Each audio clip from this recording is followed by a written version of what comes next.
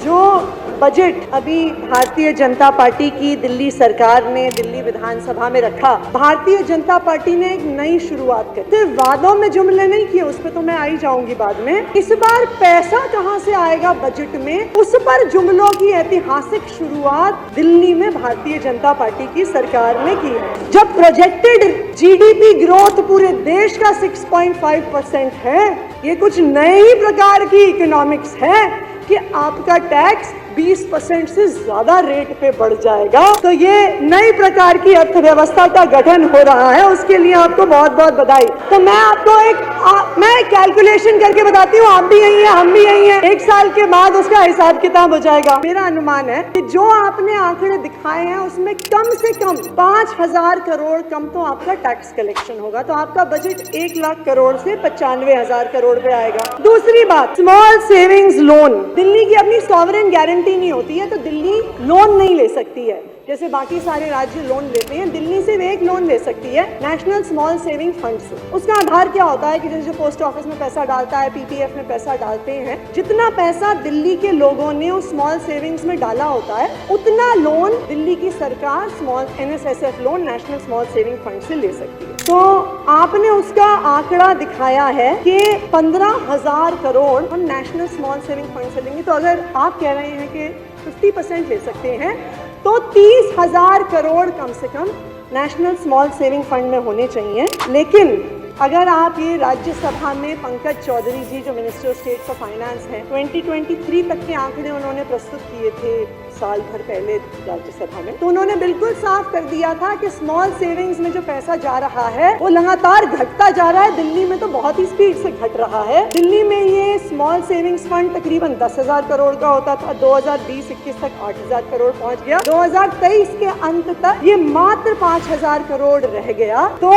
आप तकरीबन 2,500 करोड़ का, या हो सकता है 3,000 बहुत हो गया, तो 5,000 करोड़ का आप लोन ले सकते हैं। 15,000 करोड़ के लोन का आंकड़ा बिल्कुल फर्जी है। तो आपका बजट 95,000 करोड़ से 85,000 करोड़ पे आ गया। फिर कहा जी कि हम समन्वय से काम करेंगे, केंद्र सरकार पैसा देगी। जो बहुत अच्छी बात है। तो मैंने आंकड़े निकाले, मैंने कल से मैंने सोचा अपने बजट के अलावा केंद्र सरकार का भी बजट निकाल के देखा जाए कि आखिरकार कितना पैसा कौन से हेड में दिया जा रहा है। दिल्ली के पैसे मिल ही नहीं रहे थे कि कहाँ गए ये 6,000 करोड़ 7,000 करोड़ जो आएंगे। तो हमने सोचा कि एक बार देख लेते हैं कि ये पैसे कहाँ हैं जो केंद्र सरकार से आने थे। तो आपके बजट, दिल्ली सरकार के बजट डॉक्यूमेंट में लिखा था कि 2 हेड्स में पैसे आएंगे।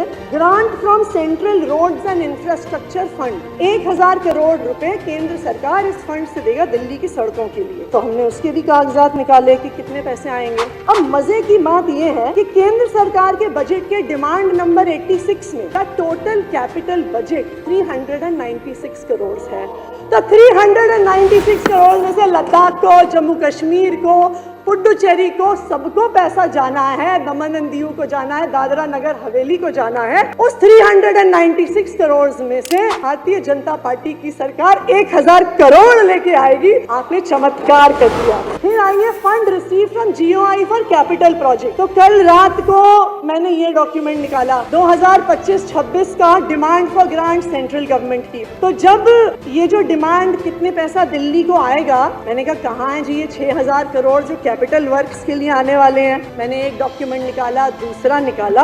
दिल्ली को मैं आपको बताना चाहूंगी, ना ही 951 करोड़ आज भी केंद्र सरकार के बजट में है, कोई 6,000 करोड़ नहीं आने वाला है। तो अब अगर आप हिसाब किताब लगाएं, थोड़ी सी अगर हम मैथ्स कर लें, 1 लाख करोड़ में से 5,000 करोड़ कम हुए टैक्स में, 10,000 करोड़ कम हुए NSSF लोन के, 7,000 करोड़ कम हुए जो गवर्नमेंट ऑफ इंडिया से आना था, आपका बजट हो गया है 78,000 करोड़। आप हम पे आरोप लगा रहे थे बजट हमने कम कर दिया, बजट तो हमारी सरकारों से आपने कम कर दिया। ये दिल्ली की जनता को पता होना चाहिए। तो बजट का actual size Bharatiya Janata party के विधायकों को भी पता होना चाहिए, दिल्ली वालों को भी पता होना चाहिए। 78,000 करोड़ है। 1 लाख करोड़ के गुब्बारे में से हवा निकाल लीजिए, वो आने वाले नहीं है।